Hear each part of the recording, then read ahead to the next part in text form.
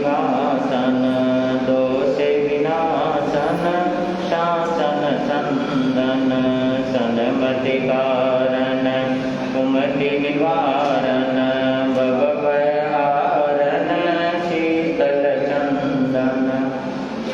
जय करुणा करुणालय, जय जय जीव सभी करे ते अभिनंदन। जय सुख कंदन, दूरित निकंदन, जय जगवंदन, कृष्णानंदन, जय जगवंदन।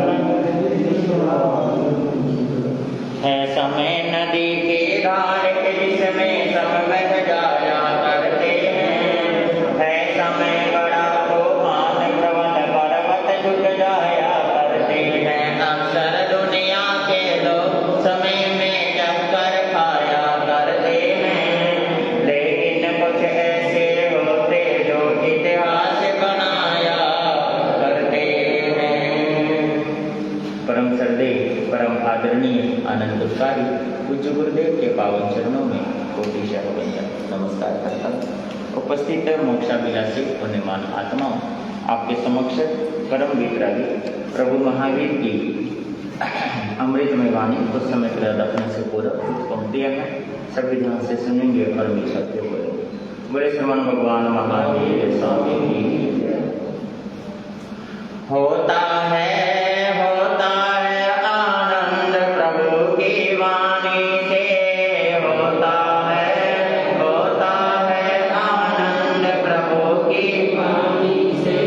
मिटती मन की खोट खटाई, मिटती मन की खोट खटाई।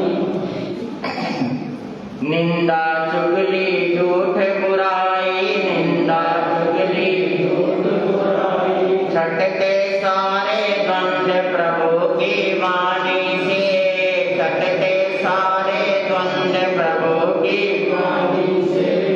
होता है आनंद प्रभु की वाणी से, होता है आनंद प्रभु की वाणी से। धर्म ध्यान में मन ढल जाए, धर्म ध्यान में मन ढल जाए। क्लेश निकट नहीं आने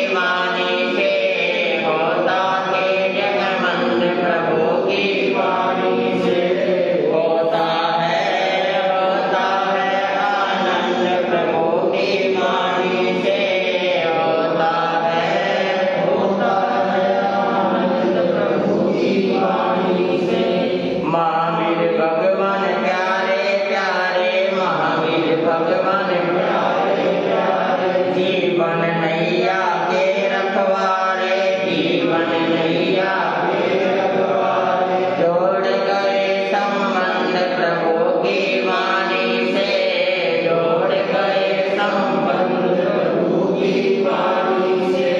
होता है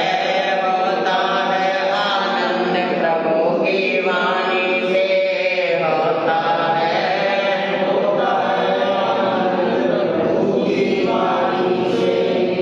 दानान शेखम अभय पयानम, सचे सुवान वाजा वयंती, तवेषु उत्तमं बम्बचेरं, लोगोत्तमेशा मनेनाय पूते। लोकोत्तम ज्ञानपूर्वक श्रवण भगवान महावीर स्वामी का ये धर्मशास्त्र धर्म प्रगति में प्रभु ने जो धर्म के उपदेश दिए हैं, धर्म के जो मार्ग उन्होंने फरमाए हैं, उनमें से कुछ एक बातें आप लोगों के समक्ष रखी जा रही है। प्रभु महावीर ने फरमाए हैं 4 गति 84 लाख जीवा योनि, और उन योनियों में अनंत जीव हैं, और उन जीवों में से मनुष्य का जीवन सर्वश्रेष्ठ है।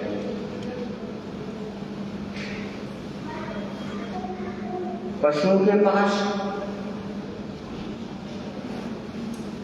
आँख, कान, नाक, मुंह, शरीर, 5 इंद्रिय दी, परंतु पशु के पास अच्छे और बुरे की सोचने की शक्ति उसके पास नहीं होती,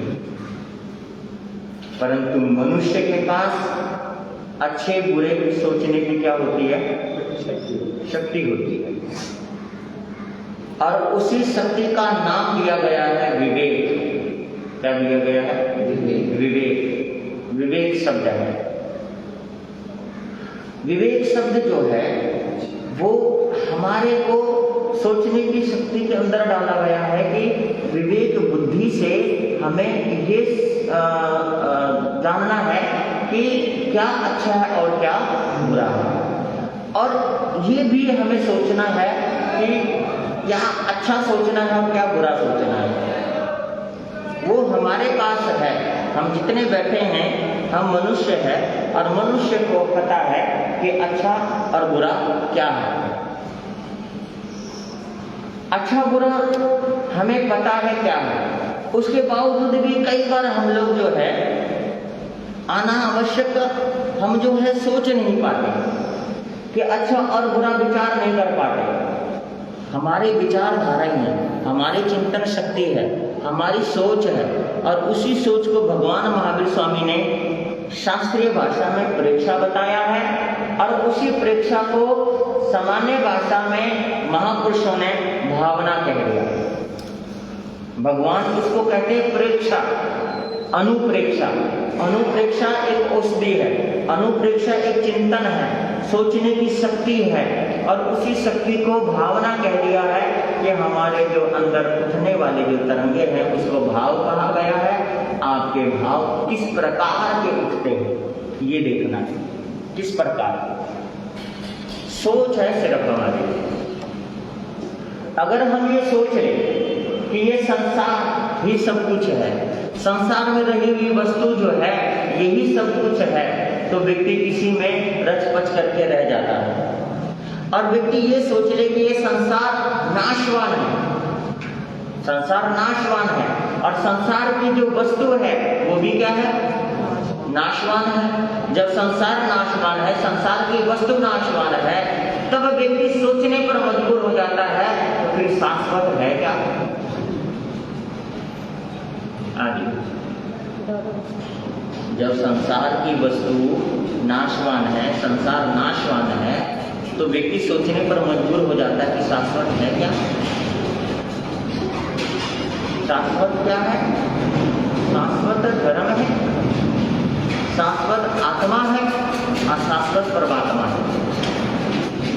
एक ही आत्मा, एक ही परमात्मा और एक ही धर्म है, इसके सिवा कुछ नहीं। ये तीनों ही शाश्वत है, बाकी सब क्या है? नाशवान। धीरे धीरे ये क्या होता रहता है? नष्ट होता रहता है। ये संसार का क्रम चल रहा है। और ये भी हकीकत है, जब आप दुनिया में नहीं थे तब भी दुनिया चल रही थी, और जब आप दुनिया में नहीं रहेंगे तब भी दुनिया क्या होगी? चलेगी। दुनिया रुकती नहीं है। जैसे कई बार बात आती है कि महाराज सारे साधु बन जाएंगे तो गृहस्थी कैसे चलेगी? तो इस संसार में कितनी जनसंख्या है? सारे तो साधु। आप सिर्फ 2-3 जनों को देख करके या पूरे मतलब हिंदुस्तान के अंदर करीब मेरे ख्याल से 12-13 हजार है। हाँ जी, हाँ, सारे मिला कर पूरे संप्रदाय मिला कर, चारों संप्रदाय मिला करके 17,000 होगा। इससे ज्यादा क्या होगा? इससे ज्यादा नहीं। अब इतने में आप अगर ये कह दें कि किसी का बेटा और बेटी वैराग्य धारण करे और उनके अंदर वैराग्य आ जाए, तो आप लोग कहते हैं वे सारे साधु बन जाएंगे, तो फिर गृहस्थी कैसे चले? आप लोग ऐसा कह देते हैं? कहते ही स्वाभाविक रूप है हमारा, क्योंकि हमारा स्वभाव है ऐसा, हम कह देते हैं। फिर दूसरी बात है, हमारा स्वभाव ये भी है कि अगर दूसरे का बेटा बेटी अगर दीक्षा ले रहा हो तो हम कहते हैं कि धन्य है, इनके माँ बाप को भी धन्य है और इसकी आत्मा को भी क्या है? धन्य है। और हमारा बेटा बेटी अगर दीक्षा के लिए तैयार हो जाए तो हम कहते हैं तू पागल हो गया, वो महाराज भी पागल हो गए कि तेरे को बेकार है। नहीं समझ रहे? हम कहते हैं कि महाराज भी बहका रहे हैं और तू भी क्या हो गया? बहक गया। तो ऐसा कभी होता नहीं है। जिसके भाग्य में लिखा रहता है उसी को धर्म की बात क्या आती है? समझ में आती है। अब इसको बहकना कह लो या कुछ भी कह लो, ये तो आप संसार है, आप कुछ भी नाम दे सकते हैं, लेकिन जिसके समझ में आनी होती है उसी के समझ में आती है। अन्यथा 100 लोग थे, 100 को तो समझ में नहीं आया, एक कोई क्यों आया? नहीं समझ रहे? एक कोई समझ में क्यों आया? नहीं आ सकते, है ना? चलो बात चल रही तो मैं आपको बात बताता हूँ। आचार्य देवेंद्र मुनि जी महाराज साहब, नाम सुना होगा आप लोगों ने, है ना? आचार्य देवेंद्र मुनि जी महाराज साहब, तो वो राजस्थान के थे। एक बार अपनी माता जी के साथ मुनिवरों के दर्शन करने आए, और मुनिवर थे, उनके जो गुरुदेव थे उनका नाम था पुष्कर मुनि महाराज साहब, उपाध्याय पुष्कर मुनि। वो विराजमान थे स्थानक में, अपनी माता जी के साथ वो आए और लगभग 7-8 वर्ष के थे वो। जैसे वो आए और आते ही क्या हुआ, भाई बालक होते हैं, चंचल मन के होते हैं, आते क्या हुआ, ये जो फट्टा होता है प्रवचन का, इस पे आके बैठे। तो आचार्य उपाध्याय पुष्कर मुनि जी महाराज साहब ने कहा उन माता को कि माता, ये तो तुम्हारा बेटा है ना, साधु बनेगा और ये आने वाले समय पर बहुत बड़ा आचार्य बनेगा। क्योंकि जो पोजीशन में वो बैठे थे लग रहा था बिल्कुल आकर के ऐसे बैठ गया, ऐसे आकर के पत्ते पे बैठ गए। तो उन्होंने उसे देखा, देख करके बता दें। जैसे अपने हरियाणा में कहावत है, क्या कहावत है कि पूत के पांव पालने में दिख जाते हैं। जैसे वो बैठे थे तो उन्होंने देख लिया और देख करके उन्होंने क्या करा, बता दिया। अब आप देखो कि इसका परिणाम ये निकला कि वो जो माता जी थी उन्होंने भी दीक्षा ले ली, बेटे ने भी दीक्षा ले ली, उनके भाई ने भी दीक्षा ले ली और उनकी बहन ने भी क्या ले ली, दीक्षा ले ली। और छोटी सी उम्र में दीक्षा ले ली, 8 वर्ष की उम्र में, 8-9 साल के थे वो। तो जो पुष्कर मुनि जी महाराज साहब थे वो अपने चेले को कंधे पे लेकर के विहार करते थे, क्योंकि छोटे थे, चला नहीं जाता था इतना, तो कंधे पे लेकर क्या करते थे वो, विहार करते, सोच करते थे। और जब गोचरी के जाते थे तो बाहर से कुंडी लगा के जाते थे कमरे में बंद करके, तो यहाँ बैठा रहा। जब गोचरी लेकर आते तब वो खोलते थे, क्योंकि शरारत बच्चे शरारत होते हैं, इधर उधर घूमने चला गया, निकल गया, तो कई बातें हो जाती है, तो वो ऐसे करके जाते हैं। तो ये चीजें, अब इन चीजों को आप लोग क्या मानेंगे कि महाराज तो बड़े क्रूर हैं, बच्चे को क्या करके जाते हैं, बंद करके जाते हैं, बड़ी सख्ताई करते हैं, है ना? तो बहुत सारी चीजें, लेकिन आप लोग वो नहीं जान पाते कि उनके हृदय में कितनी करुणा भरी होती है। अगर आपको दीक्षा की प्रेरणा दी, आपको धर्म की प्रेरणा दी, आपको त्याग की प्रेरणा दी, तो इसका मतलब है कि आपके प्रति संतों के मन में बड़ी करुणा है, जो आपको क्या दे रहे हैं, बोलो, धर्म की प्रेरणा, त्याग की प्रेरणा। जैसे आपको कहा कि भाई इस चीज का त्याग कर दो, तो आप कहते हैं महाराज तो जबरदस्ती करते हैं, क्या करा देंगे, जब हमसे होता नहीं या हमसे होगा नहीं, गृहस्थी अपनी मनमर्जी से करे, महाराज ने क्यों करा दिया। तो महाराज के अंदर आपके प्रति एक करुणा है, एक दया है, उन्होंने त्याग कराया, क्योंकि त्याग से आपको लाभ मिलेगा। क्या मिलेगा? लाभ मिलेगा। वो आपका भला चाहते हैं, इसलिए उन्होंने जबरदस्ती आपका क्या करा दिया, बोलो, है ना, त्याग करा दिया, जबरदस्ती त्याग करा दिया। अब एक छोटा सा बच्चा है, आप उसको भी तो जबरदस्ती क्या करते हो, वो मुंह में बोतल नहीं लेता, आप उसको पकड़ते और जबरदस्ती। अब इसके अंदर क्या कहेंगे कि बच्चे के साथ जबरदस्ती किया जा रहा है? नहीं, माँ की ममता है कि बेटा मेरा क्या ना रहे, भूखा ना रहे। इसी तरीके से जैसे आपने बोतल का दूध बच्चे के अंदर डाला है ना, जबरदस्ती डाला, अगर बोतल से नहीं पी रहा था, आप उसको कटोरी में लेकर चम्मच से क्या करते हैं, है ना, तो बच्चा क्या करता है, फूर करता है ना, दूध फेंकता है। आप क्या करते हैं, उसके होठों से साइड में से भी चम्मच से भर के फिर उसी को क्या करते हैं, कर ले, कितना फूल करेगा, वही पिलाएंगे फिर हम, ये करते हैं। तो ये क्या है, एक माँ की ममता, ये माँ का प्यार है ना, कि दुलार है कि मेरा बेटा क्या ना रहे, भूखा न रहे। इसी तरीके से जब साधु कोई बनता है, तो साधु क्या है, जगत का धरोहर बन जाता है, जगत का धरोहर है, या सारा जगत उनकी धरोहर है, ऐसा मान लो भाई, या तो वो जगत के धरोहर है या सारे जगत उनकी क्या है, धरोहर है। तो जब धरोहर है तो धरोहर को संभालना बहुत क्या हो जाता है भाई। श्रावक और श्राविका साधु संतों के क्या है, एक माता पिता के समान, वैसे तो माता पिता के समान, परंतु जब उपदेश देते हैं तो बालक के समान है ना। तो उन्हें जबरदस्ती अमृत पिलाया जाता है, प्रभु की वाणी की अमृत जबरदस्ती पिलाया जाता है। भैया थोड़ी देर की, यानी कि सुन, प्रवचन सुन, आया कर प्रवचन में, डांट करके, फटकार करके, या प्यार से भी, गुस्से से भी, प्यार से बुलाया जाता है, आया जाता है, आते हैं तो। अब वो क्या है कि उनके मन में सिर्फ एक ही चीज होती है कि आपका जो जीवन है वो क्या ना हो, खराब ना हो, जीवन खराब ना हो, है ना। नहीं तो जीवन तो प्रतिदिन प्रतिपल हमारा क्या हो रहा है, खराब हो रहा है। कहीं ना कहीं किसी न किसी चीज में हम कितने ही धार्मिक बन जाए, फिर भी कहीं ना कहीं हमसे झूठ तो बोला जाता है, हाँ, कपट भी किया जाता है, चोरी भी कहीं ना कहीं किसी चीज की जाती है, किसी न किसी बात की हमसे होती है और हमसे हो जाती है। अब जब होती है, इसी वजह से साधु संत कहते हैं कि इसके साथ साथ आप धर्म ध्यान करते रहें, ताकि आपकी आत्मा में जो मैल आ गया है वो क्या होता रहे, साफ होता रहे। धर्म की जो वाणी है वो एक विम साबुन के समान होता है। कैसे?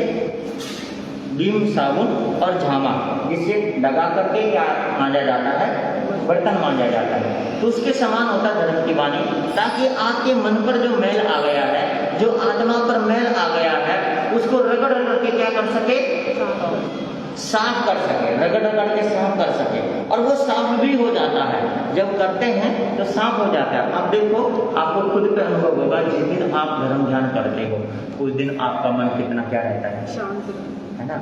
और जिस दिन आप नहीं करते उस दिन क्या रहता है, मतलब हमारे सामने प्रैक्टिकली इसका प्रभाव पड़ता है, कहीं ना कहीं पड़ता है। तो जब पड़ता है तो हमें उस चीज का ध्यान रखना है। तो साधु संत इसी वजह से आपको प्रेरणा दे रहे हैं कि आप अपने चिंतन, अपनी भावनाओं को थोड़ा सा बदले, भावनाओं को बदले, और बदलाव आना बहुत क्या है, जरूरी है। बदलाव आना जरूरी है, बदलना, जैसे धीरे धीरे सारी दुनिया बदल गई है, इसी तरीके से धीरे धीरे बदलाव लाना बहुत क्या है, बदलाव लाना। कल भी मैंने प्रवचन में सुनाया था कि हमारी जो संस्कृति है धीरे धीरे बदल गई है ना, संस्कृति धीरे धीरे बदल गई है, तो उसी संस्कृति को पुनः वापस लाना है, और लाने के बाद जो बचा हुआ है, जो संस्कृति बची हुई है, उसको क्या करना है, बढ़ाना है, बढ़ाना है, सभ्यता को बढ़ाना है, और सभ्यता को बढ़ाने के लिए पहनावा, ओढ़ावा सब कुछ बढ़ाना है।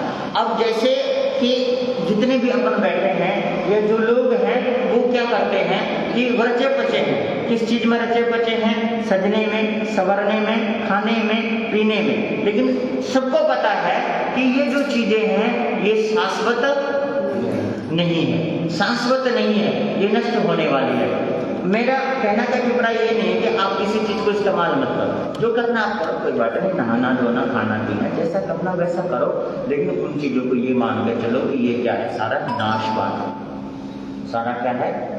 नाशवान है, नश्वर वस्तु है ये सारी। इससे मोह नहीं करना। क्या नहीं करना? मोह नहीं करना। हम वस्तु से क्या करते हैं? मोह कर लेते हैं, और मोह करने से ही हमारे सामने परेशानी आ जाती है।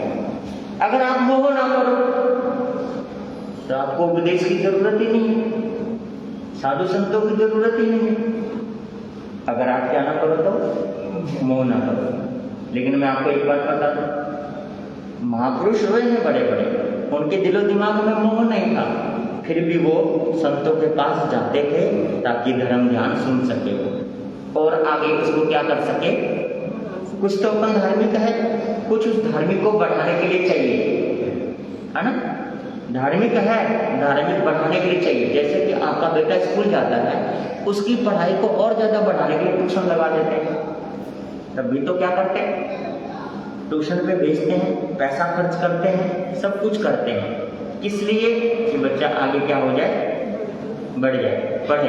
इसी तरीके से अगर आपके अंदर धर्म है, मन में धर्म है, तो फिर भी साधु संतों के पास आया जाता है ताकि क्या हो सके, धर्म हो सके। कई बार ये सवाल भी आता है कि मन में धर्म है ना, मन में अच्छे विचार है, मन में अच्छी सोच है, तो फिर साधु संतों के पास या स्थानक में या मंदिर में जाने का क्या लाभ है? तो उसका जवाब है यहाँ पर बहुत सुंदर। जैसे कि आप बाहर निकले, ठंडी हवा हर जगह चल रही है, नहीं चल रही है? धूप में भी हवा चलती है, सब जगह हवा चलती है, लेकिन आपको आनंद आता है छाया में बैठ, नहीं आता है जी? आता है ना भाई? हवा तो हर जगह चल रही है ना, लेकिन आनंद कहाँ आता है? जब पेड़ की छाया हो, है ना, या घर की छाया हो, वहीं पर क्या आता है? आनंद आता है।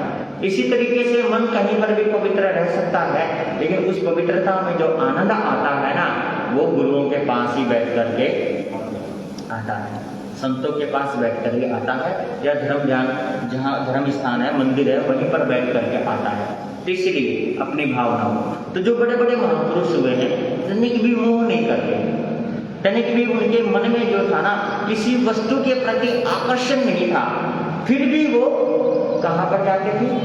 सत्संग सुनते, फिर भी साधु संतों के पास जाते थे। उनके विचार गंदे नहीं थे। जैसे मैं आपको सुनाने जा रहा हूँ, नित्य भावना के अंदर ये चर्चा दी है कि भगवान ऋषभदेव के जो पुत्र थे, ज्येष्ठ पुत्र, क्या नाम था उनका?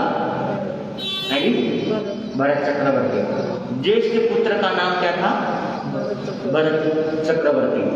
वो जो भरत चक्रवर्ती थे, वो 6 खंड के शासक थे, चक्र रत्न था उनके पास, है ना, 9 निधि 14 राशि थी उनके पास, बहुत सारी चीजें थी। यानी कि संसार की जितनी भी कीमती बेस कीमती जो वस्तुएं थी, चीजें थी, सब कुछ, यहाँ तक कि नारी रत्न में जो रत्न होती है, नारी जो शुभ लक्षणों वाली होती है, वो तक उसके पास थी। यानी कि ऐसी पटरानी थी उनके पास कि वो कभी बूढ़ी नहीं होती। पटरानियां जो होती है ना चक्रवर्ती की, वो जिंदगी में कभी बूढ़ी नहीं होती। अगर 16 साल की 18 साल की दिख रही है तो वो इसी उम्र तक दिखती रहेगी जिंदगी भर तक, चाहे वो 1000 साल की जिंदगी है, चाहे कितने भी साल की जिंदगी है, वो उसी रंग रूप में, उसी तेज और कांति में रहेंगे और उसी जवानी में रहते हैं। वो स्त्री तक भी उनको प्राप्त थी, यानी कि उन्हें सब कुछ मिला हुआ था, उसके बावजूद भी उनको तनिक भी मोह नहीं था किसी चीज से, ना मोह था ना अहंकार। हाँ जी, ना मोह था और ना ही क्या था? अहंकार। ये सबसे बड़ी बात है। वस्तु तो सबके पास होती है, चीज सबके पास होती है, लेकिन किसी के पास छोड़ी होती है, लेकिन वो मोह करता है, मोह करता है ना। लेकिन अब आप देखिए कि उस भरत चक्रवर्ती ने उसके बावजूद भी कि कहीं मेरा मन इन चीजों में मोह ना कर जाए, इन चीजों पर ध्यान ना चला जाए, इसलिए उन्होंने तनखे पर एक व्यक्ति रख रखा था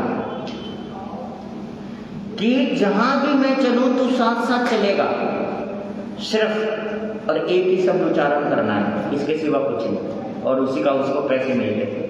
क्या कि चेत चेत हे भरत कुमार, है ये संसार आसार। क्या कहते थे? सिर्फ इतना ही, चेत चेत हे भरत कुमार, है संसार आसान। हर जगह पर राज दरबार में बैठते तब भी यही कहते, महल में जाते तब भी यही कहते, कहीं जाते घूमने के लिए, कहीं युद्ध पे जाते तब भी यही कहते, चेत चेत हे भरत कुमार, है ये संसार आसान। और उसे सुनकर के उनके दिमाग में ये रहता था, हाँ सच में ये संसार क्या है, और इसी चीज का उनको पैसे दिया जाता है, ये सेवक करते हैं। हाँ जी बोलो। और आप तो सेवक वगैरह कैसा रखते हैं? आपकी सेवा करने वाला और साथ में चापलूसी करने वाला। और बाबूजी कैसे हो? बाबूजी आप तो बहुत अच्छे हो नहीं? और वो सुनकर के आपको क्या लगता है कि ये मेरे को क्या बोल रहा है जी? हाँ बाबूजी बोल रहा है ना, कितना अच्छा है। तो वो चीजें हो गई। तो भरत चक्रवर्ती ज्ञानी पुरुष थे। और आपको एक चीज और बता दो, चरम शरीरी थे। चरम शरीरी का मतलब होता है इसी जन्म में मोक्ष जाने वाले। उनको मोक्ष भी लिखा था कि मोक्ष जाना ही जाना उनको, है ना। और किसी चीज के प्रति उनके अंदर मोह नहीं था, फिर भी उन्होंने ऐसा रखा हुआ था। और जैसे ही उनको ये पता चलता कि नगर में भगवान ऋषभ देव आ गए और धर्म को उपदेश दे रहे, सब काम छोड़ करके कहाँ जाते थे? है जी? अब आप देखो ना क्या करते हैं यहाँ पर कि जैसे कि घर में कोई मृत्यु हो गई या घर में कोई बालक हो गया, जिसको बोलते हैं सूतक और पाठक, है ना। सूतक हो गया या फिर पाठक हो गया। तो सूतक में क्या करते हैं, कितने दिन का हम क्या करते हैं, मंदिर में हाथ नहीं लगाते, 10 दिन, है जी, 10 दिन 11 दिन, है ना, नहीं लगाते। और साथ में हम मंदिर या गुरुओं के पास भी नहीं जाते। और साथ में एक चीज और भी करते हैं कि भाई गोचरी पानी इत्यादि भी नहीं बहराते, होता ही नहीं, सिस्टम ही नहीं होता। और अगर पातक हो जाए तो 3 या 7 दिन का पातक हो जाए तो नहीं, 13 दिन तक करते हैं। हाँ कोई 7 दिन में तो हो गया, 13 दिन में होता है। द्रामी तो 13 दिन में होता है। आजकल तो अगले दिन ही करते थे। खैर एक अलग सिस्टम है, जो भी है वो अपने अपने समय के अनुसार समय बदल लेते हैं वो लोग, लेकिन ठीक है फिर भी करते हैं ना। तो एक चीज है, लेकिन जैसे धर्म स्थान है तो क्या करते हैं, 1 महीने तक नहीं जाना। लोग क्या कहेंगे, है ना, लोग लज्जा के कारण ऐसा हो जाता है, 1 महीने तक नहीं जाएंगे। छिमाही नहीं करिए कैसे चलेंगे, छमाई भी होती है 6 महीने के बाद, छमाई नहीं करेगी, ये सब चीजें आ जाता है। लेकिन अगर उस व्यक्ति से पूछो कि तुमने खाना खाया, हमने तो उसी दिन खा लिया था, है ना, उसी दिन खा लिया, अगले दिन भी खा लिया, दुकान खोली, अगले दिन से खुलने लगे, तो क्या करें, बच्चे कहाँ जाए। तो आपने कमाई भी कर ली, सारी चीजें कर ली, तो भगवान ने ऐसा क्या बिगाड़ दिया जो हमने उसी को छोड़ दिया। आपके घर में बेटा हुआ, आपने 11 दिन धर्म ध्यान छोड़ दिया। एक तो भगवान ने आपको बेटा दिया, ऊपर से आपने उन्हीं को छोड़ दिया। सोचने वाली बात है। आप कहते हैं ना कि भगवान की कृपा से, प्रभु की कृपा से घर में हो गया, आपने उसी को छोड़ दिया। क्यों छोड़ दिया? नहीं छोड़ना था, है ना। तो मैं आपको ये उदाहरण देता हूँ। भरत चक्रवर्ती राज दरबार में बैठे हो, सामने से एक सेवक आया, आके बोला महाराज की जय हो और विजय हो। आपके आयुधशाला में चक्ररत्न आया है, उसकी पूजा कर लो ताकि आप चक्रवर्ती बन सकेंगे। थोड़ी देर में एक माली आया, कहने लगा भगवान ऋषभ देव को केवल ज्ञान हो गया है, आप पहला उपदेश देंगे, चल के प्रवचन सुनो। थोड़ी देर में एक दासी आई, कहने लगी महाराज की जय हो विजय हो, आपके घर में बेटा हुआ है। चलो जी, तीनों खुशी एक साथ एक व्यक्ति को मिली। किसको? भरत चक्रवर्ती इतिहास में। अब भरत सोचने लगा कि भाई अब मैं तीनों में से सबसे पहले कहाँ जाऊँ। अब आप लोग बताओ कि आप लोगों को हो तो कहाँ जाएंगे, आप लोग बताओ कहाँ जाएंगे अपन?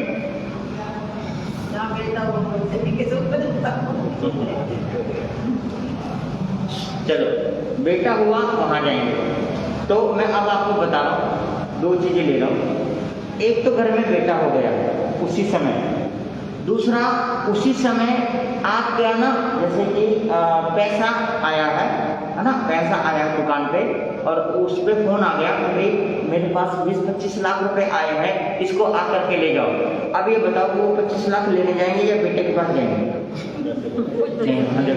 यहाँ पे दुकान खराब हो गया। पहले बेटे के पास भाग रहे थे, अब पैसे के पास भाग रहे थे, क्या हो? जी बताओ। वो कहेंगे बेटा तो यही है, पैसे की भी तो अब पैसे में भी एक चीज बता रहा हूँ, ध्यान देना। दुकान पे तो पेमेंट आया, क्या आया है? पेमेंट आया। एक उसी समय आपके पास किसी व्यक्ति ने 2 साल से उधार ले रखा था 30 लाख रुपए, और उस व्यक्ति ने फोन किया कि भाई साहब अभी आकर के ले जाओ, नहीं तो फिर मेरा किसी न किसी के चला जाएगा, मैंने तो ले ही रखा, बहुत सारे ले रखे, तो आप अभी लेके जाओ। तो आप दुकान वाले लेने जाओगे, वहाँ लेने जाओगे, यहाँ पे भी गड़बड़ हो गई।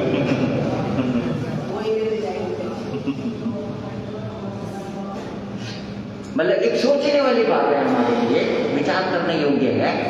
लेकिन मैं आपको सिर्फ एक बात बताने जा रहा था, इतिहास की बात बताने जा रहा था मैं आपको, कि भरत चक्रवर्ती ने ये मन में विचार किया कि मैं तीनों में से किसको मानूं। तो उन्होंने सोचा कि भाई कितनी बार तो मैंने जन्म मरण कर लिया, और कितनी बार इस बच्चे ने जन्म मरण कर लिया, और उस जन्म मरण में ये भी मेरा बाप बन चुका है, मैं भी इसका बाप बन चुका हूँ, कितने रिश्ते जुड़ चुके हैं, अगर मेरे भाग्य में है तो ये रहेगा, कहीं नहीं जा सकता। दूसरी बात है चक्र के बारे में सोचा कि अगर मेरे भाग्य में चक्रवर्ती बनना है तो वो रहेगा, यानी कि मेरे भाग्य में पैसा है, यश है, धन दौलत है, पूरा राज्य है, तो वो रहेगा, वो कहीं जा नहीं सकता। लेकिन प्रभु की वाणी वो भाग्य में नहीं होता, वो भाग्य बनाना पड़ता है। धर्म सुनना भाग्य की बात नहीं है, धर्म सुनना तो हमें बनाना पड़ता है, वो भाग्य में नहीं आता चल करके, है ना, अपने आप ही चल करके नहीं आता, वो तो हमारे को क्या है, चल करके जाना पड़ता है, और वो हमारे भाग्य में डालना पड़ता है, डला हुआ नहीं होता पहले से। बाकी सब चीजें डली हुई होती है, एक धर्म ही एक ऐसी चीज है जो डालना पड़ता है, श्रद्धा ही एक ऐसी चीज है जो लानी पड़ती है, विश्वास ही एक ऐसा चीज है जो हमें जगाना पड़ता है। बाकी सब चीजें तो मिल जाती है ना, दुनिया की बुराई, दुनिया के ऐश्वर्य, धन दौलत सब कुछ मिल जाता है, परंतु ये जो चीजें हैं ये किस्मत की बात नहीं है, ये तो क्या है, ये हमें डालना पड़ता है। अगर ये डालना नहीं पड़ता है ना, अगर ये डालना नहीं पड़ता, पहले से डला हुआ होता, बोलिए, पहले से डला हुआ होता तो यहाँ पर जब कलश यात्रा निकाली थी तो 250 माताएं बहनों ने कलश उठाया था, पड़ोसी पड़ोसी के, है ना, और अब प्रवचन में एक भी नहीं आते। सोचने वाली बात है। तो ये क्या है कि ये जाकर के 1 बार 2 बार 10 बार बोलेंगे तो धीरे धीरे सारे क्या करेंगे। महाराज जी वो कहते हैं टाइम गलत है, हमारे आदमी जाते हैं ड्यूटियों पे तो खाना वाना बनाना होता है, बच्चे स्कूल जाते हैं, ये बोलते हैं ना हमको, ये बात बता देती है कैसे जाएंगे, टाइम थोड़ा लेट होना तो बात बन जाए।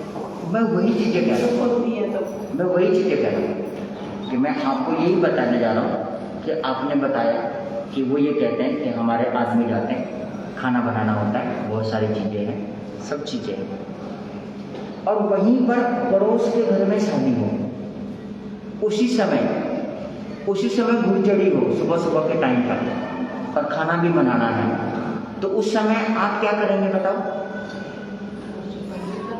नहीं जाएंगे, नहीं जाएंगे, अजी अजी नहीं तो हम लोग इतने बुरे हैं कि हमारे सामने तो आपने इतना बड़ा बहाना बना दिया, और शादी इतनी अच्छी चीज है कि वहां पर एडजस्ट कर लिया। नहीं समझ में आ रहा? एक सोचने वाली बात है, बस इतना ही है। तो मैं सिर्फ इतना कह रहा हूँ कि धर्म डालना पड़ता है। जब एक बार रुचि चढ़ जाती है तो फिर सारा एडजस्ट हो जाता है, नहीं हो जाता?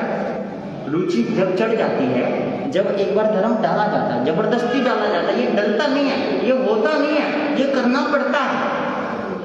लोगों को धर्म में लगाना पड़ता है, लगता नहीं है कोई भी, लगाना पड़ता है। ये अलग से ये चीजें ऐसी है जो हमें है जी, ये ऐसी चीज है अलग से हमें करना पड़ता है, तब जाकर के होता है, अपने आप ही नहीं होता है ना, ये करना पड़ता है। जैसे कि रोजाना का रोजाना आपका शरीर जो है, आप नहाते हो, आप धोते हो, है ना, और शाम तक फिर से, हाँ जी, और जब शाम को रात को सोते हैं और सुबह जब उठते हो तो और ज्यादा क्या हो जाता है जी, बाल बिखरे हुए, आंख में रीढ़, बहुत बुरा हाल होता है। फिर उसके बाद आप क्या करते हैं? सबसे पहले वॉशरूम जाकर अपने आप को थोड़ा सा सही करते हैं। खुद को भी देखने में अच्छा नहीं लगता तो दूसरे को क्या लगेगा? तो आप रोजाना ही इसको क्या है करते हैं। तो ऐसे ही धर्म ध्यान है, रोजाना ही इसको साफ सुथरे तरीके से करना पड़ता है, अपने आप ही नहीं होता। बाकी हर चीज अपने आप ही होता है, और ये चीजें क्या है जी? देखो, आपने एक दिन खाना नहीं बनाया तो आप ऑर्डर करके रेडीमेड मंगवा सकते हो, फल मंगा के खा सकते हो, सब कुछ खा सकते हो। लेकिन सजना संवरना अपने आप को कैसे मंगाओगे? कहाँ से? ये खुद ही, है ना, खुद ही करना पड़ता है ना, कहीं से मंगा करके नहीं होता ये सब चीजें, तो खुद ही करना पड़ता है। साफ सुथरे कपड़े भी खुद ही पहनना होता है, कहीं से मंगा करके नहीं होता। तो ये चीजें खुद ही। ऐसे ही धर्म ध्यान जो है, धर्म ध्यान एक ऐसी चीज है जो हमें करना पड़ता है, होता नहीं कुछ भी।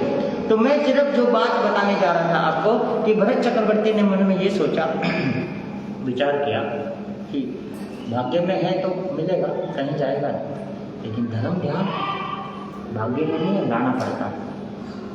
और वो अगर एक बार हम उससे चूक गए तो बहुत पीछे चले गए, क्योंकि क्या पता वही बात मेरे काम की थी जो हमने नहीं सुना, क्या पता वही बात हमारे क्या की, काम की थी, है ना।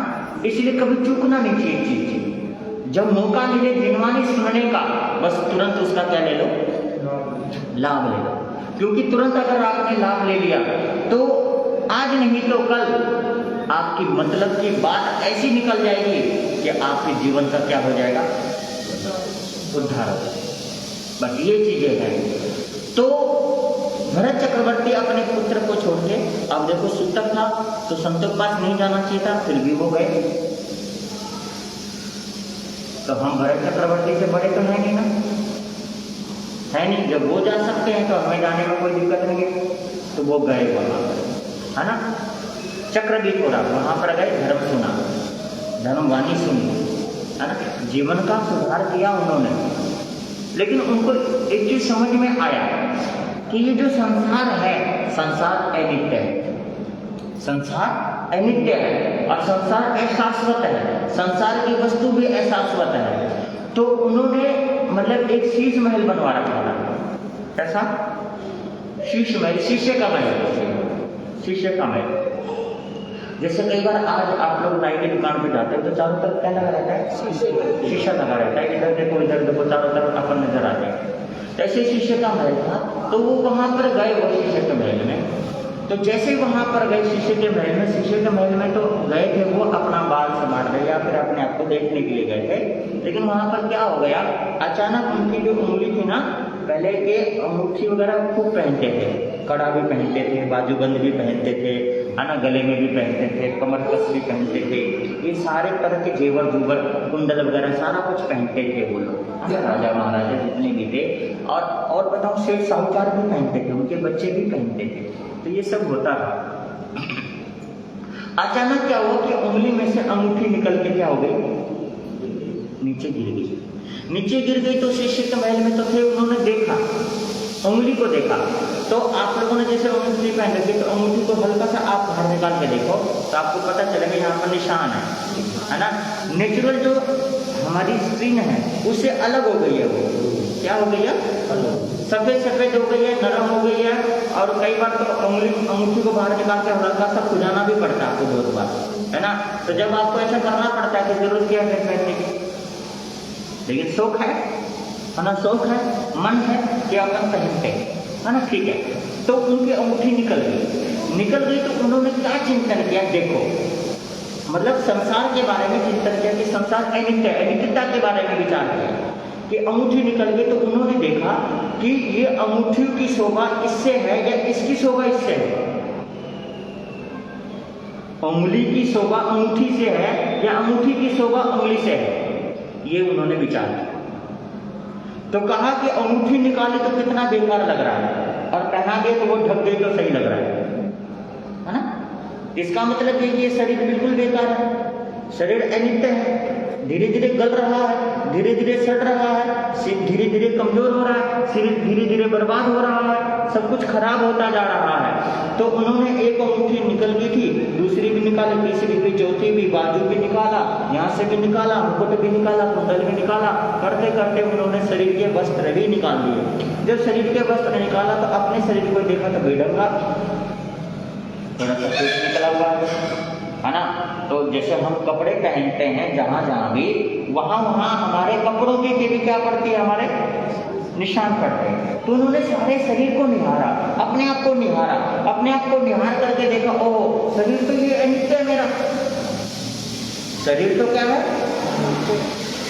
मैं तो ये सोच रहा था कि मेरा शरीर कितना सुंदर है, लेकिन ये सुंदरता तो ये जो है वस्त्रों से था, सोने चांदी जेवरों से था, देखने में तो मेरा शरीर क्या लग रहा है जी, बेढंगा लग रहा है, कहीं से टेढ़ा है, कहीं से मेढ़ा है, और कहीं पर निशान पड़ा हुआ है, कहीं पर थोड़ा सा रंग साफ है, कहीं पर मटमैला है, कहीं पर गंदा है। ये सब उन्होंने विचार किया कि भाई ये शरीर तो क्या है, अनित्य है, धीरे धीरे क्या होता जा रहा है, गलता जा रहा है। और मैं आपको बता देता हूँ, इन्होंने चिंतन किया, उन्होंने भावना भाई, संसार अनित्य है, संसार के वस्तु अनित्य है, ये जीवन भी अनित्य है, ये शरीर भी मेरा अनित्य है, ये नित्य कुछ भी नहीं है, सब कुछ खत्म हो रहा है धीरे धीरे, है ना। तो उन्होंने चिंतन किया और इस चिंतन धारा को, इस भावना को उन्होंने सूक्ष्म दृष्टि से अंदर तक ले गए, और अंदर तक लेकर गए, जैसे वो अंदर तक पहुंचे वहीं पर केवल ज्ञान हो गया, वहां पर क्या हो गया,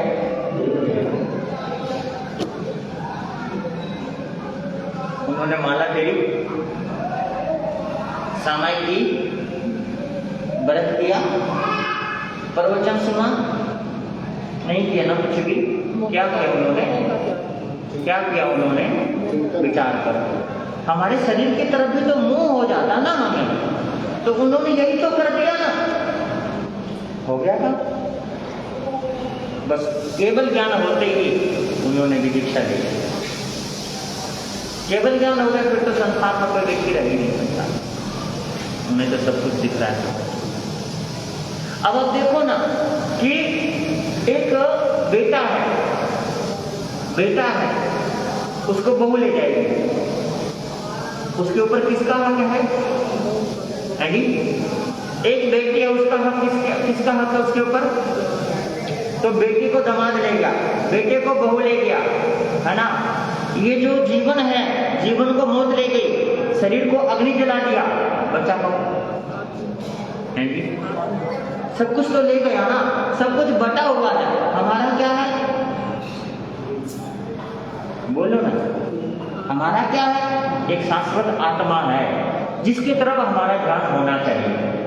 वो आत्मा अकेली आएगी और अकेली क्या होगी, चली जाएगी, लेकिन उसके साथ एक चीज जाएगी, अच्छी और बुरी, वो चीजें जाएगी उसके साथ चिपक करके। परमाणु पुद्गल जो है सिर्फ उसके साथ जाएगी चिपक करके, बाकी सब कुछ यहाँ धन कमाया रह जाएगा, परिवार है वो भी रह जाएगा, रिश्ते हैं वो भी रह जाएंगे, और जितनी भी चीजें आपने जोड़ी है सब क्या हो जाएगा, यही रह जाएगा, आपके साथ में कुछ भी नहीं जाएगा। मैंने एक बार सुना था क्या नाम है वो, किसी व्यक्ति ने बताया था मेरे को कि कोरोना काल में एक बूढ़ी माता खत्म हो गई। कोरोना काल में बूढ़ी माता खत्म हो गई तो पूर्ण तरीके से पैक करके डॉक्टर लोग हॉस्पिटल से उसके घर तक ले गए, है ना, घर तक ले गए। और उसके बेटे थे 2 और बेटों से बोला कि भाई तुम क्या करो, है जी, अपनी माँ का अंतिम संस्कार। ना जी हम तो हाथ नहीं, क्या नहीं करेंगे, हम तो हाथ नहीं लगाएंगे। तो हल्का सा पिट खुल गया, पैर दिख गया, पैर में मोटे मोटे पजेब थे। एक लड़का आया, झट से वो पजेब निकाल दिया। क्या हो गया, है जी।